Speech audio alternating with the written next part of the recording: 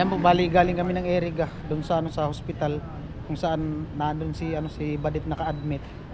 At kasama ko si Ate Jenny, kain muna kami. Crispy King. Kapoy. Magkano te? Dalawa po.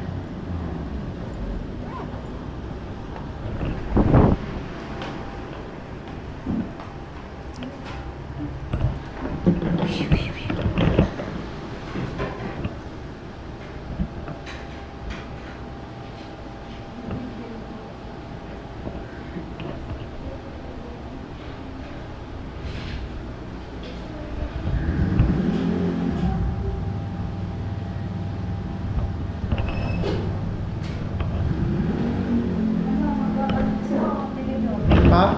Gagambis ka? Bakit may guantes? Oo, mayroon. Guantes na lang. Kamot.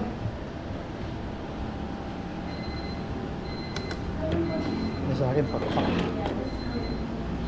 Ito na.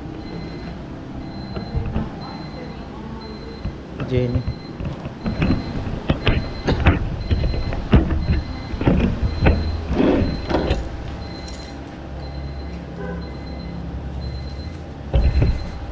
Oh, buntis talaga. Buntis na.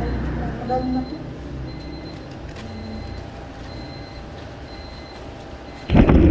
Yan po kain. Gutom ako. Merienda. Merienda to, diretsyon hapunan.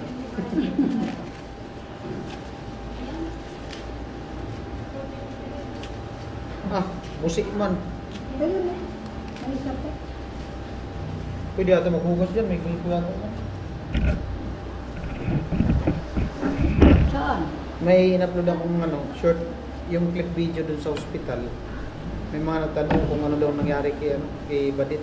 O si Ate Jenny na lang ang paliwanag. Wait lang.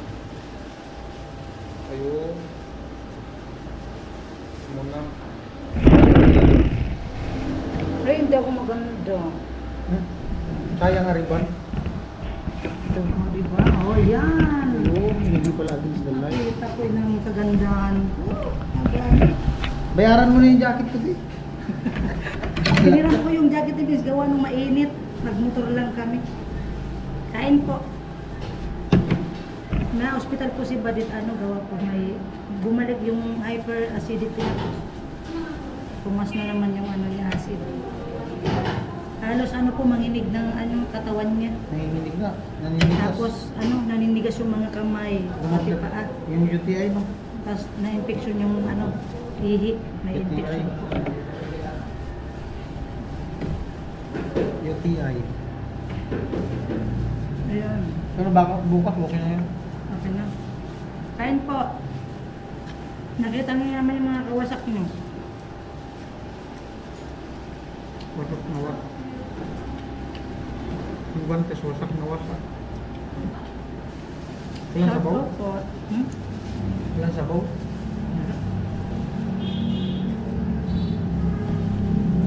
Wala ilan sabaw?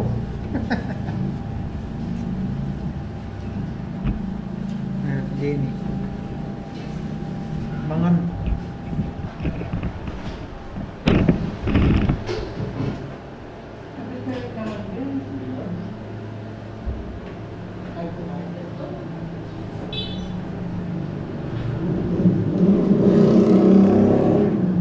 Mountain Dew eh. Ayaw. Ikaw. Huwag ka. Wala.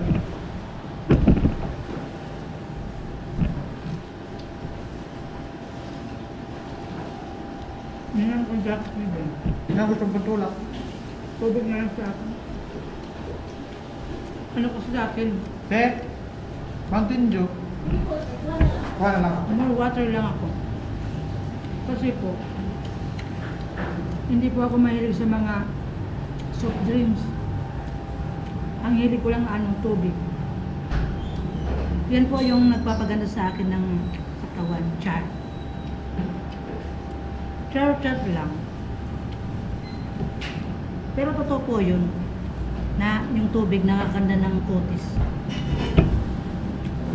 Tsaka yun po ang pinaka-importante sa atin, yung tubig.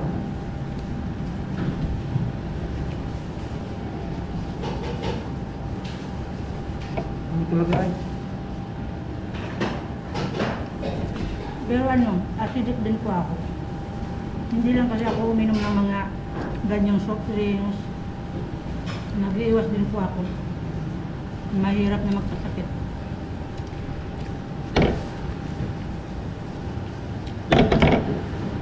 Mas mahirap magkasakit pag wala kang pera. Hmm.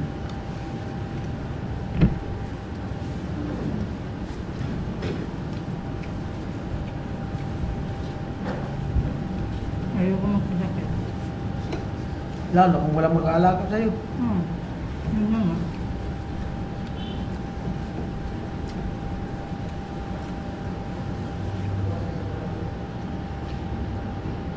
Buti na ito naman.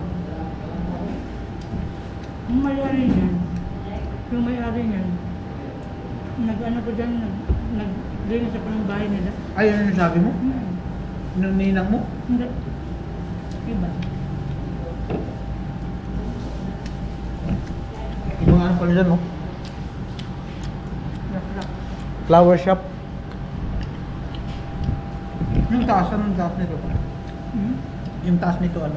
Alin? Dito, ang taas nito. May ano dyan, clinic. Ta. May mga ano dyan, mga batang inano yung mga check-up. Ha?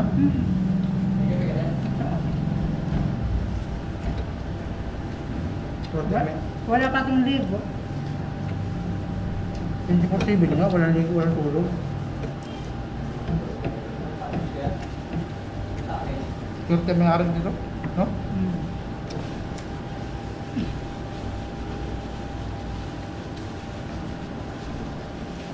Buwan-buwan na income.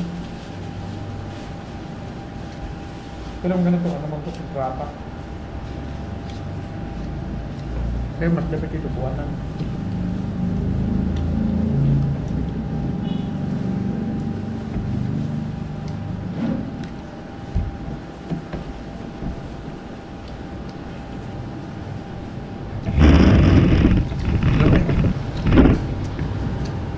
Kaya ba, nagutom kami.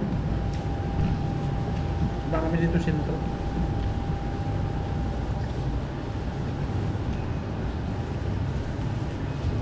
Dalawa lang sila magkakasip. Puro dalaga, panganay yan. Oh? Yan ang mga business nila. Punta ko sa ano, abay nila ma'am. Gawa nung yun nga sana, isusurprise namin si Kuya Jojo sa pa-birthday. May nag-ipon-ipon po kami doon. Ngayon, nung uumpisa na sana kami, ayun, inatake yung ano naman ni Badit, Ate. yung acid. Pero hindi natin yung ano niya, yung pagka ano ng kamay, yung Naninigas? katawan niya, naninigas na. Sabi ko, ano kaya kung dali na sa ospital? Kasi hindi na gumigising, hindi na natutuwid yung kamay niya, halos yung paa niya, tapos yung hinga niya, yung ganyan na, yung hinga niya. Hindi, siyempre, nakakatakot. Nahabol niya na niya. Kahit sabihin pa natin na Ganun lang. ganun lang, pero nakakaano kung malay natin, kung mapaano pa. Hirap na kung mapanik, nagpapanik Siyempre, na rin kami sila. na magdedesisyon na idalhin sa ospital. Ayun. Siguro pumunta kami sa ospital mga 9 or 10. Pero umuwi rin kami mga 12. Kasi sabi ng doktor, okay na daw. Eh yung pagdating namin ng, ayun nga kinaumagahan, halos natulog lang si Badit. Tapos nung dumating ako, bumalik ako ng tanghali, nakahiga pa rin, halos ganun naman yung hininga, naninigas na naman yung katawan. Ayun, binalik na naman namin sa ospital. Kaya, acid. Tsaka ano pala, infection na pala yung ihi niya. Kaya siya yung parang nanginginig. Oo. Tapos ano, giniginaw siya ngayon. UTI ngayon, sabi ng Giniginaw. Pero wala naman po siyang lagnat. Pero sabi ng doktor, epekto daw po yun ng UTI niya. Pero hindi pa naman gano'ng malala. Hindi pa naman.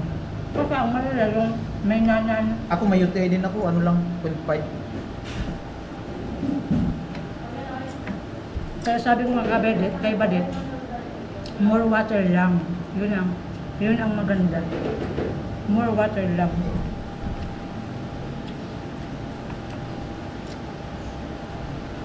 Hirap magkasakit pag sa ospital. Tingnan mo, imbis ako magtinda, babantayin ko si Badit. Siyempre, pamilya ko.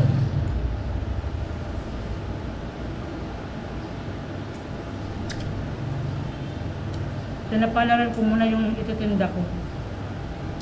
Kasi yung ititinda ko lang dyan lang. Eh, yung buhay ni Badit. Ang buhay natin ay isa lang.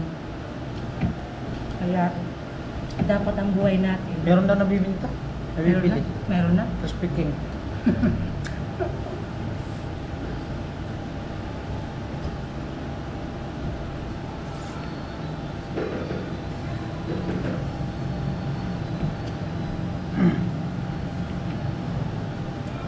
Hirap pag may acid ako nga, may acid. Oo nga rin, meron. Buti nga ngayon, hindi nag-ano dati. Namamanhitog pa ako dati. Pag umano yung acid ko. Tapos kada gising ko ng umaga, suka talaga. Parang naguguhit dito sa... Kasama na dyan yung ulcer. Manalipasan ka ng buko. Guguhit yung ano dito. Dati ganun ako. Nung di pa ako nag-vlog. Parang hinihiwa yung ano dito. Tapos pag umaga susuka ka, sisikip yung dibdib mo. Tapos yung katawan mo parang namamanid na iwan. Parang gusto mong ipahilot na di mo maramdaman. Yan, natapos na kami. Dinaan lang ni Ate Jenis kain. Maraming salamat po sa nakarating sa dulo ng video na to. At maraming salamat po sa patuloy na suporta na hindi nag-skip ng ads. And maraming salamat po sa inyong lahat. At update. Ito lang yung update sa hindi na ako nagkano dun sa hospital kasi hindi man kasi basta-basta makapagkano dun kasi maraming pasyente. Hindi gaano makapag-video.